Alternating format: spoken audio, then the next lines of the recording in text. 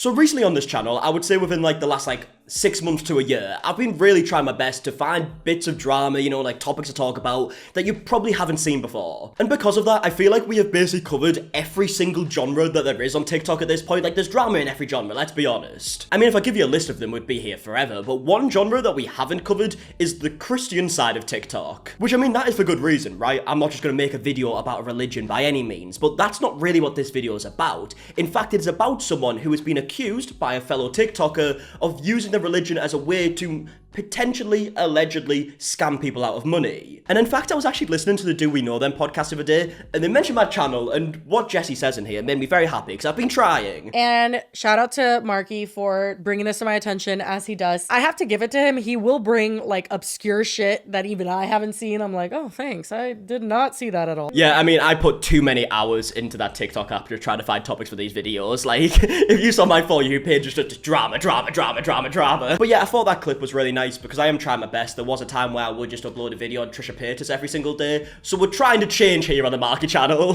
But yeah, either way, let's add some context on today's topic, right? So there's two people you need to be aware of. The first person being Josh Benson, the rapper. He's a TikToker with over 500,000 followers. He posts a variety of content. He's actually a Christian man himself, and he has made a few videos calling out other Christians for doing shady things. If she's accepted Christ, she's a new creation. God's washed that slate clean. And it's just so interesting that this subculture of Christian men think that they're called to hold women to a higher standard than God himself holds them to. You know what I'm saying? So yeah, I think that adds some context to his page, right? He posts different stuff as well, but this is some of the stuff he does. And there's also this person right here called Taylan Michael. He's got 400,000 followers on TikTok, but I believe he has like 3 million subscribers on YouTube, and all his content is about being a Christian, and he has videos kind of like telling you how to become a full-time Christian YouTuber. In fact, he has a course, which is already a bit of a red flag, right? We've mentioned a few courses in our time, but here it is right here. It says, the 3 secrets I used to leave my 9-to-5 job to preach the gospel full-time online in only 90 days. Now, I'm not sure how much this course is, because when I click to get more details, it asks me to sign in. I'm not gonna do that. But yeah, he also claims to run a non-profit. As you can see by his Instagram, he talks about like the donations he's made to other ministries and whatnot. I mean, $250,000, a ridiculous amount. But it seems like some people have their doubts over these numbers and believe that Taylan is maybe pocketing a lot of the money to himself. And one of the people who believe this and has showed a lot of proof to back up his claims. Now, I do just want to say before we do get further into this, I don't know the 100% conclusion of this situation. It's very up in the air right now. I mean, there's lawsuits being threatened left, right, and center, which we will get into. But as I'm recording this video, nothing is concrete enough for me to say I 100% believe that this person is stealing from charity and whatnot. I would never say that, right? But what I mainly want to do is show both sides of this situation, and then you can come up with your conclusion in the comment section down below. But yeah, a few days ago, Josh Benson uploads this video talking about Taylan. I'm gonna keep it a buck with y'all. I think that this Christian YouTuber with over 3 million subscribers on YouTube is stealing money that people have donated to his ministry and is using said money for personal gain. And I've got some pretty interesting evidence to back up my claim. I mean, it is a massive claim, right? If this is true, there can be a lot of consequences for this. And I mean, he's right. He does come up with some interesting evidence. And he is a self-proclaimed social media guru. You don't believe me? You can buy his course for a couple $1,000s. Oh, whoa, sorry, fucking hell. Okay, I must have missed that the first time I watched this. You can buy the course for a couple $1,000s. Yeah, I know I said I wasn't going to come to any major conclusions in this video, but I will actually. My conclusion so far is that's a fucking rip-off. So here's red flag number 1. After looking through the IRS website for a couple of hours, which is as exciting as it sounds, I discovered that Revival Way Ministries does not have a tax ID number. As far as the IRS is concerned, Revival Way Ministries does not exist. Okay, yeah, I mean, if that was true, that would be a major red flag. Now, Taylan does respond to this with some, like, evidence of his own, which then just brings even more questions. I mean, his response video is very weird, we will get to it. But yeah, it does seem like this is a registered non-profit, but like I said, there's a lot more questions that are unanswered later on in the video. If you don't have a tax ID number, if you haven't filed with the IRS, you can't have a bank account for your organization.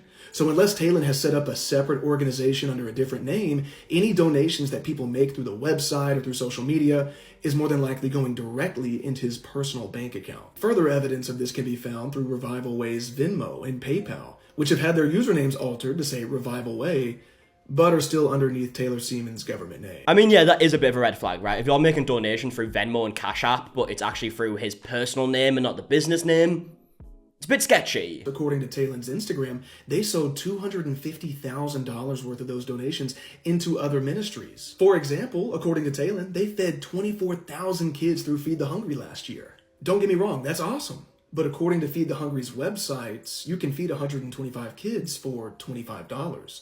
So quick math tells us that if they fed 24,000 kids, they donated roughly $4,800 to Feed the Hungry. So yeah, I think a big theme of this that you'll quickly see is that a lot of the numbers don't really make sense. As he mentioned here, he's looking at Taylan's Instagram account and he sees the amount of money that was raised and the amount of kids that helped, but then he's going over to the actual website that was used here and they're saying that they can feed 125 kids for $25, but when you add up the numbers, they don't make sense to what Taylan was saying on Instagram. Now realistically, if nothing sketchy is going on here, this should be really easy for Taylan to debunk, right? He can tell the truth, say where the money's going, it might be going to other charities and whatnot that he just didn't mention on Instagram. But in his response video, he just didn't do that. It's a bit bizarre. Which begs the question, where did the other $245,000 go? Because there's no other mention on Taylan's Instagram or the Revival Way Ministries website of other partners or organizations they're working with. Maybe some of that $245,000 went towards the dream car that Taylan just bought, that he paid cash for, by the way. Or maybe it was some of the private jet flights or the luxurious lifestyle he and his wife are living. I mean, yeah, it's always going to look a bit weird when someone who's raising a crazy amount of money for charity is also living a very luxurious life and no one really knows how. He says he has multiple other businesses, so maybe that's a reason, but you can see why there would be concerns. Now, I'm making some crazy claims. So Taylan, if you want to make a video refuting these claims and showing some financial transparency, transaction history, you could probably use the views. Why not? If you can prove me wrong, I'll delete this video and promote your course for free. I mean, you heard the offer at the end of the video, and it seems like Taylan actually took him up on that offer. I guess he really had no choice, because this original video has 732,000 views on TikTok. A lot of people have seen it at this point, and a lot of people are commenting on Taylan's videos saying, like, you need to respond to this. And he did respond to it. In a bit of a bizarre way. Now, before we even play the video, the first thing I did notice was that the comments are turned off, which is usually not a very good sign, but we'll give them the benefit of the doubt. And in fact, I'm actually going to use this moment to say, if you haven't already subscribed, please do. I'm trying to hit 500,000 subscribers on YouTube. Sounds absolutely insane to me, but we're getting closer and closer, so if you haven't already subscribed, please do. Right, back into it. I'm sorry for annoying you. Hey Josh, saw how much you liked my new car, so I figured I'd make this response video in front of it for you. I mean, a great start, isn't it? Here's the first piece of transparency that you requested.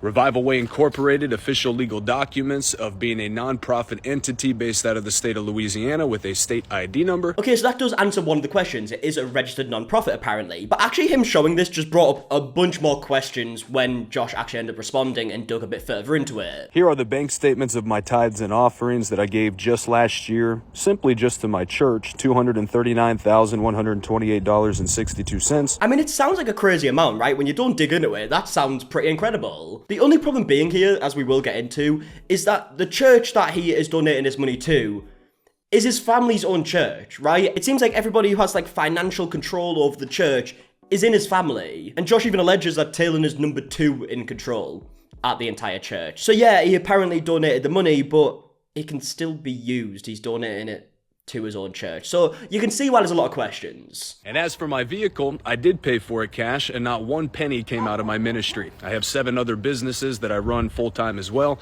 and they paid for my vehicle. So yeah, that was Taylan's response video. Very short, you know, just under a minute. And he didn't really answer much. I mean, he did, but it definitely left a lot of questions unanswered. I just feel like with how heavy the accusations are, you'd probably do your best to debunk them, right? But instead, he just kind of mentioned 2 things and then bragged about his car. But either way, as you can imagine, Josh ended up responding in another TikTok video. This was still only about Taylan and nothing else. Probably would have left it be, right? But this has snowballed into something much bigger, thanks to the numerous messages and DMs from current members of Faith Church, ex-members of Faith Church, and people that just live in Ruston in general. Yeah, I mean, I will say straight away, there are a lot of messages that are put on the screen while he's talking during his video, so it's going to be hard to get through it all, so I'm going to have to keep pausing and whatnot, but I'm going to try my best to go through all the information without it being too confusing. Saw how much you liked my new car, so I figured I'd make this response video in front of it for you. Okay. Cool car, man. What about your house? Because according to this document that was filed by your father-in-law's LLC, he actually owns the house that you live in.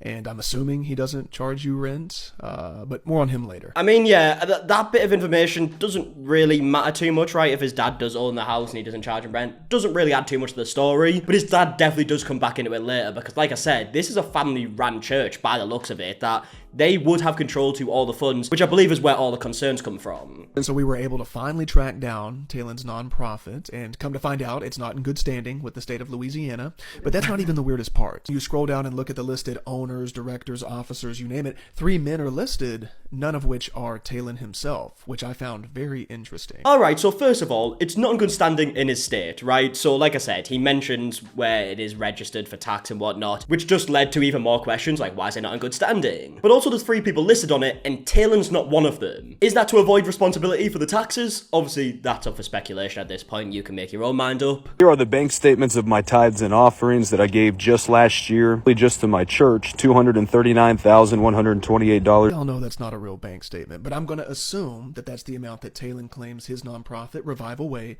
donated to his church. Did you know that Taylan's father-in-law is also the lead pastor of said church, Faith Church Ruston? Here's a picture of them in front of another private jet. Now, strangely enough, because most of the information on their website is password protected, which is weird, I've been led to believe that the only people that are on church staff and have access to church funds are Taylan, his wife, his father-in-law, mother-in-law, and his brother-in-law. That's it. I mean, look, right, if that is true, you can see why people would be concerned. And as we can see, there's a ridiculous amount of money that's been raised for donations, and Taylan's make it seem as if he's then donating that money, but he's failing to mention, or maybe he's mentioned it here and there, I haven't seen him mention it before, but he doesn't mention it enough by the looks of it. But he's failing to mention that the only people that would have access to them funds is his family anyways. So yeah, it definitely makes you see the donations in a bit of a different light, right? It's a bit of a red flag.